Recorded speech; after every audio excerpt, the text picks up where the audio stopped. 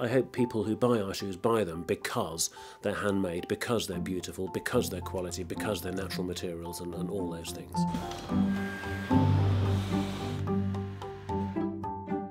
Yes, it's very much a job with attention to detail.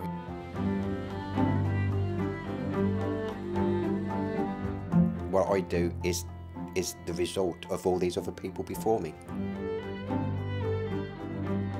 We've been in business now for over 130 years, and I'm fourth generation in this family. We now have some fifth generation in the business as well, so there's continuity after me, fortunately. But yes, we're in an area where there's a history of shoemaking tradition, and the level of skill that we have in our craftsmen is something of which I'm actually incredibly proud, and I think the people who make the shoes share that pride.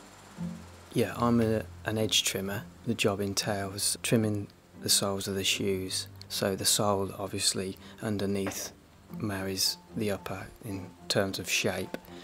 It's like my great-grandfather was a cobbler, then his son, my great-granddad, he went into shoemaking. I guess it's in the blood and I followed suit. I started 1960. I love it. I do really love it, yeah. You do know the people, whereas other firms I've worked for, especially the bigger ones, you don't get to know the people. The way I put the pressure on and take it off to do certain points where they want it dark in the toe, dark in the back, and that, you know. It's like doing a bit of painting, say. Some people take years to learn.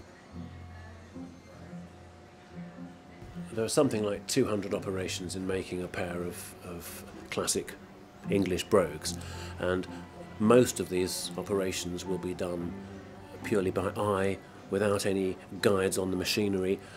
They're mostly highly skilled jobs, and each person in the chain is entirely dependent on the previous people doing their job to the highest degree of accuracy. And then our job is to put the welt on the shoe, to start the shoe off, starting to make it look a good shape. Like, it's mainly there for the sole to be stitched to.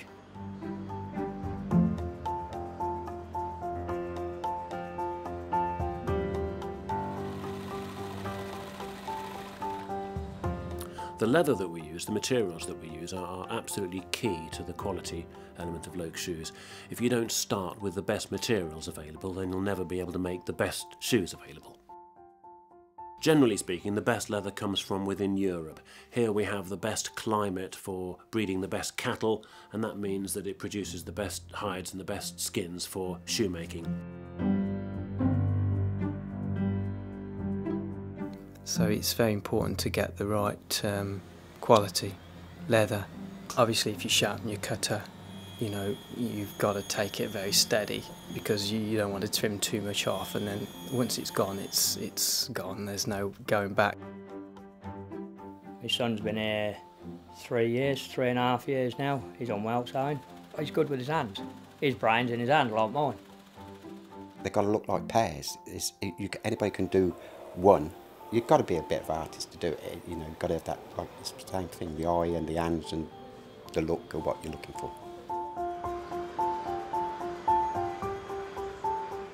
All the components that we use in our shoes have to be of the best quality we can find. And for us, that nearly always means using a natural material. Natural materials tend to give you the best balance between flexibility, breathing, water resistance, all the properties that we want for shoes. One of the benefits of the Goodyear welted construction, the way that we make shoes, is that not only are the shoes made by hand and assembled by hand, but when they need repairing, they can be dismantled and rebuilt by hand. So the pair of shoes that you've been wearing and that's moulded to the shape of your foot can be rebuilt on the original last on which they were made. In fact, they'll leave the factory looking very much as they did when they were new, with a new sole.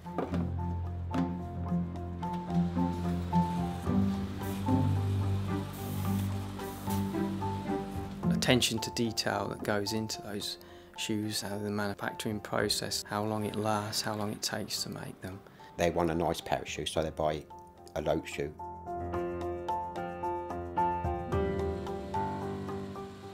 I think our shoes are a good illustration of the fact that in an age where we tend to throw lots of things away, there is still a place for timeless classics and enduring quality.